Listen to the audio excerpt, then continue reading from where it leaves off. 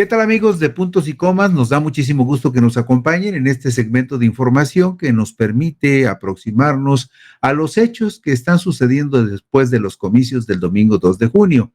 Lo que sucede después, qué pasa con los candidatos triunfadores, qué pasa con aquellos que van a asumir responsabilidades, qué sucede con aquellos procesos que están impugnados. Porque usted sabe que de las 9 entidades donde hubo elecciones, 8 para gobernador y una para jefe de gobierno de la Ciudad de México, solamente una está severamente impugnada. Se trata del caso de la gubernatura de Jalisco, donde presumiblemente, de acuerdo con los resultados del Instituto Local Electoral, habría ganado el empresario Pablo Lemus Navarro, postulado por el partido Movimiento Ciudadano. Pero también en el caso particular de la capital tapatía de Guadalajara, el asunto se complicó y por lo tanto la contienda por la gubernatura, los resultados de la contienda por la gubernatura y los resultados de la contienda por la alcaldía de Guadalajara ya están impugnados en el tribunal y lo más seguro es que van a llegar hasta la sala superior del Tribunal Electoral del Poder Judicial de la Federación. Hay suficientes razones para considerar que las irregularidades podrían derivar en la anulación de esos comicios.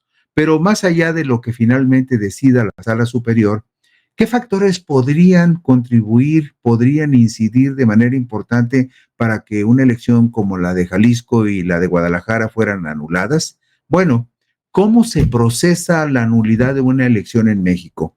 ¿Cuáles son los criterios de la Sala Superior del Tribunal Electoral del Poder Judicial de la Federación que en su momento tendría que analizar las peticiones de nulidad de los comicios para la presidencia municipal de Guadalajara y para la gubernatura de Jalisco?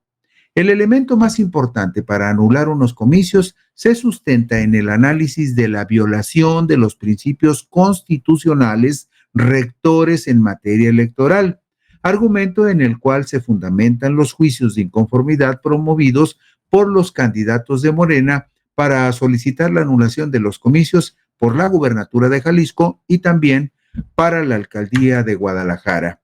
Pues bien, vamos por partes para tratar de explicar qué es lo que puede suceder y en qué términos podría darse esta discusión.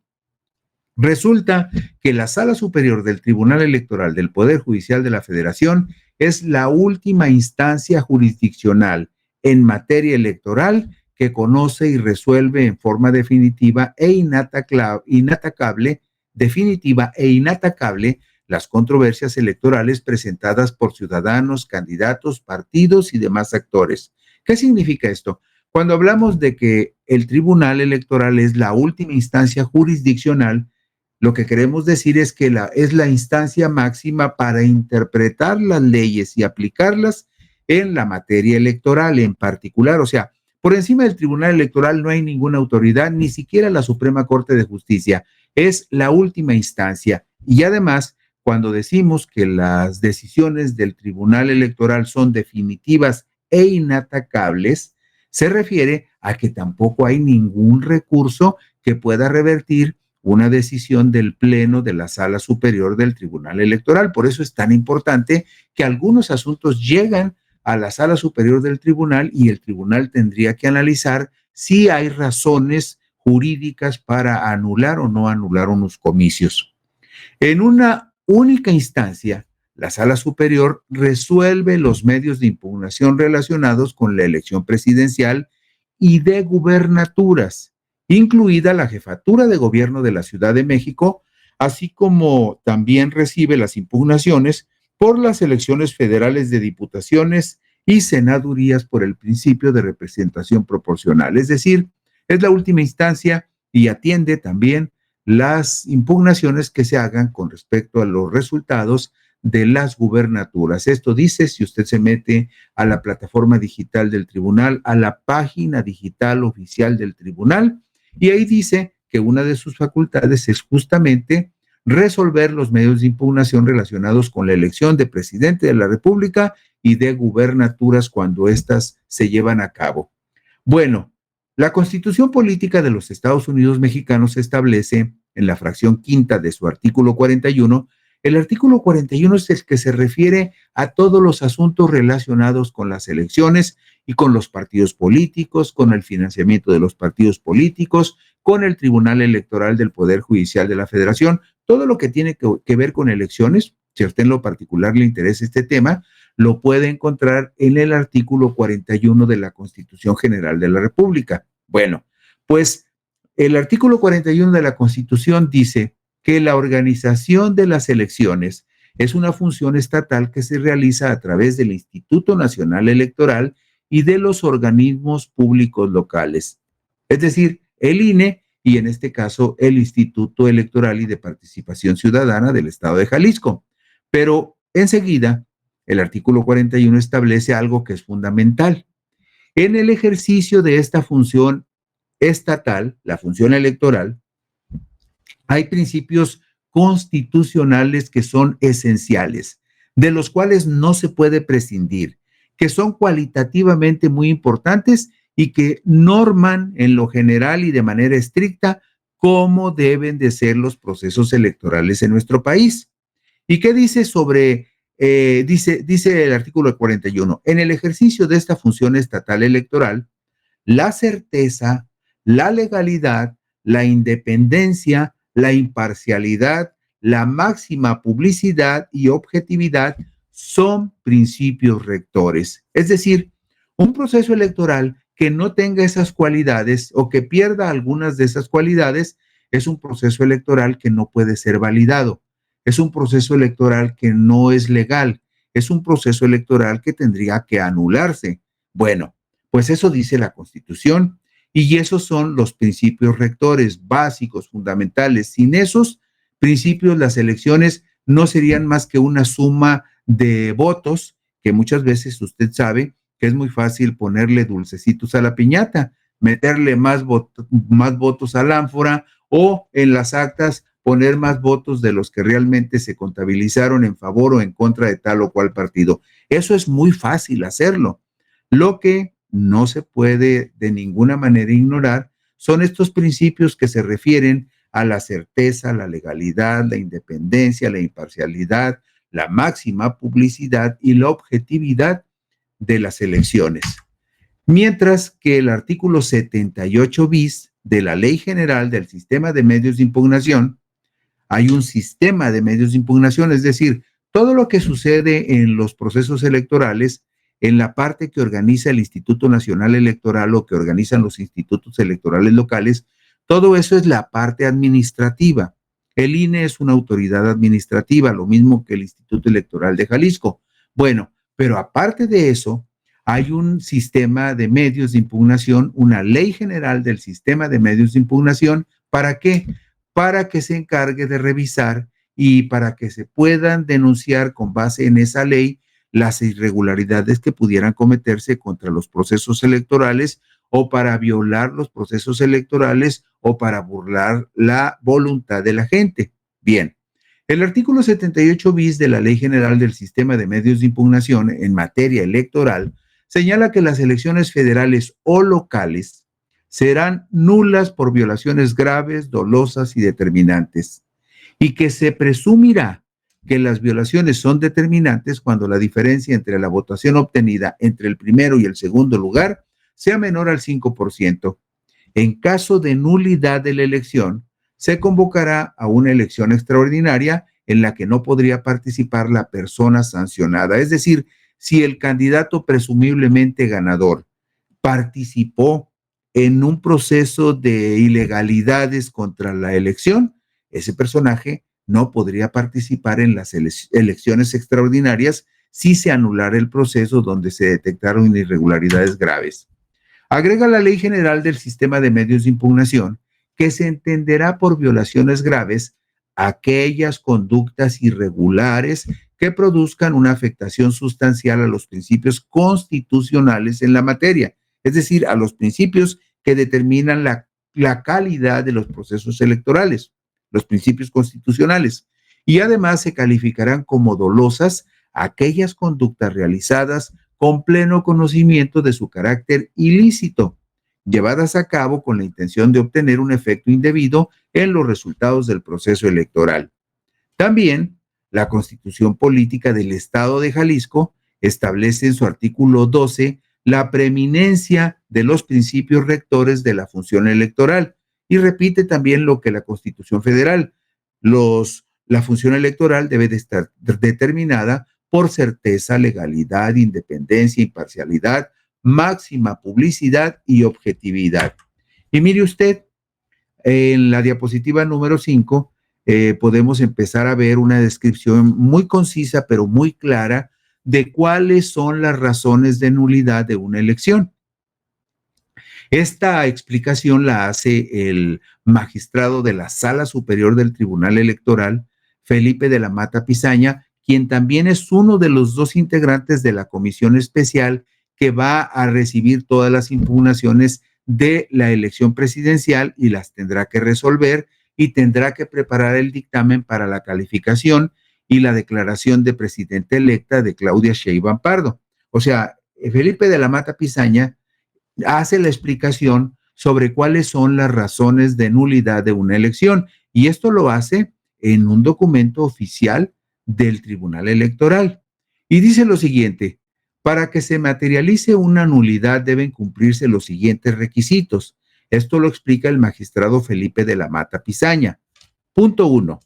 Que las acciones u omisiones que se alegan sean determinantes, es decir, que exista un efecto directo entre las mismas y el resultado de la elección y o que vicien por completo ya sea el acto electoral o bien la etapa que se está impugnando, como por ejemplo la pérdida de la custodia de los paquetes electorales, que es una de las quejas de lo que ocurrió en Jalisco.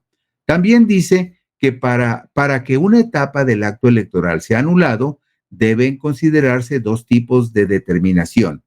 Concepto electoral que se aplica para las nulidades. Fíjese usted bien, debe considerarse dos tipos de determinancias. Uno, la cualitativa, que es la cuantitativa de cantidad, que es el resultado de los votos, el recuento de los votos, y la cualitativa, que es de calidad, que es el asunto subjetivo, porque se trata de apreciación y análisis sobre las cualidades que debe de tener el proceso electoral para ser legal, válido, confiable, ¿sí?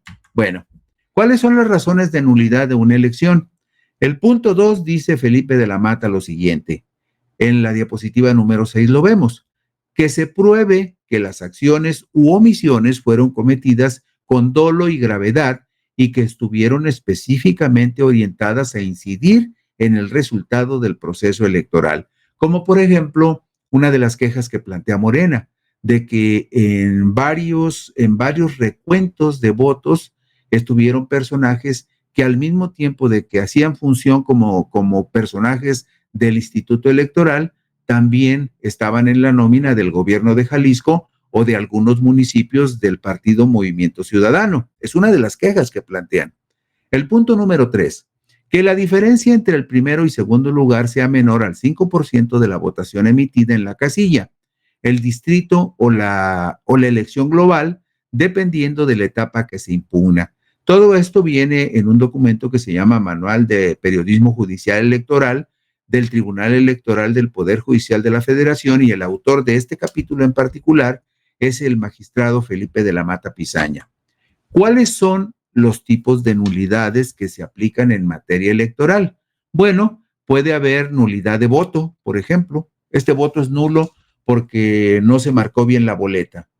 O puede haber nulidad de la votación en una casilla, que hubiese habido irregularidades muchas con respecto a una sola casilla y que la autoridad considere que no es confiable, que no es de alguna manera, que no hay certeza sobre la validez de lo que ocurrió en esa casilla y se anula.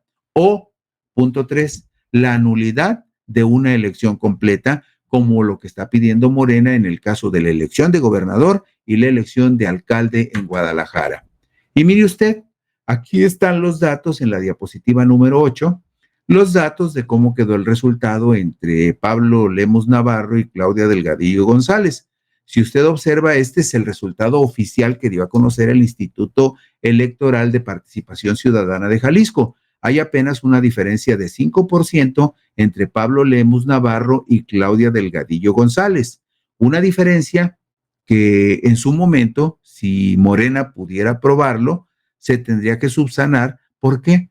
porque se tendrían que demostrar las irregularidades que se señalan y entre otras una que es fundamental, la pérdida de la custodia de los paquetes electorales y una cantidad muy importante de paquetes electorales que no fueron contabilizados en la zona metropolitana de Guadalajara y que la presidenta del Instituto Electoral local, Paula Ramírez, reconoció que no se habían contabilizado, que no estaban incluidos en el recuento de votos en la zona metropolitana de Guadalajara, solamente por poner un ejemplo. Entonces, esta diferencia de 5 puntos porcentuales no puede ser considerada definitiva en una elección que está impugnada ya y que seguramente va a llegar a la sala superior. Y luego, en el caso de Guadalajara, por ejemplo, vea usted el porcentaje de votos que tiene la presunta ganadora Verónica Delgadillo García de Movimiento Ciudadano, con un 41.6% contra un 38.8% de José María Martínez de Morena, Partido Verde, Partido del Trabajo, Futuro y Hagamos. La diferencia en este caso, en la contienda por la presidencia municipal de Guadalajara, es de 2.8%, según el resultado oficial que el Instituto Electoral del Estado considera como legal. Por lo que se ve aquí también, la diferencia es tan pequeña que si se lograra de alguna manera tomar en consideración dos informaciones que publicó un diario de Guadalajara que se llama Diario NTR, donde documenta que más de 100,000 votos en la zona metropolitana de Guadalajara no fueron contabilizados, que incluso Paula Ramírez, la presidenta del Instituto Electoral de Jalisco, reconoció que era cierto, que había más de 100,000 votos que no se contabilizaron. Esa podría ser una razón suficiente también para que esa pequeña diferencia de 2.8% no pesara lo suficiente y se pudiera anular la elección de presidente municipal en Guadalajara. Bueno, ¿qué es lo que se anula? En la diapositiva número 10 vemos qué es lo que se anula. El acto electoral está conformado por varias etapas y cada una de ellas es recurrible. Es decir, cada una de esas etapas es potencialmente anulable. Empieza con el voto que se deposita en una urna y que después es contado por la mesa de casilla y a su vez computado en el cómputo distrital. Se trata de un conjunto de hechos que pueden anularse como la acción misma del voto y alguno de los cómputos que se realicen sobre el mismo. Usted sabe que hay un cómputo que se hace el mismo día de la elección en la casilla y otro que se hace el miércoles siguiente, donde se hace un segundo recuento que ya se da como el resultado oficial. En cada una de las etapas existen causales relacionadas con la violencia grave, a principios constitucionales, violación grave a principios constitucionales que pueden invocarse. En consecuencia, se puede propiciar la nulidad del voto de una casilla o de una elección completa en los cómputos municipales o distritales e incluso estatales. ¿Cómo se procesan las causas de nulidad de la elección? Esto lo dice la diapositiva número 11. Las causas genéricas y típicas establecidas en la Constitución son insuficientes para determinar si una elección merece o no anularse, ya que desde su redacción considera necesario el análisis y la ponderación jurisdiccional para su aplicación, es decir, una interpretación detallada de la ley. De hecho, el propio texto constitucional señala, por ejemplo, que debe de existir una diferencia de presumiblemente menos del 5% de diferencia de votos entre el primero y el segundo lugar. La presunción de este hecho obliga necesariamente a los jueces electorales a comprobarlo, para comprobar si este hecho se verifica y si esta diferencia, en caso de materializarse, es necesariamente determinante.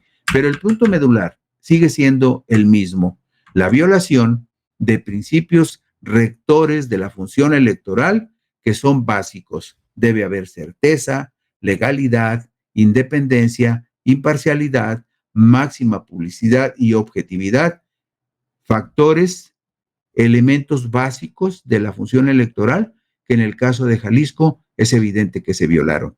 Y con esto concluimos hoy Puntos y Comas. Mañana por aquí nos encontraremos si usted lo desea. Buenas noches, descansen.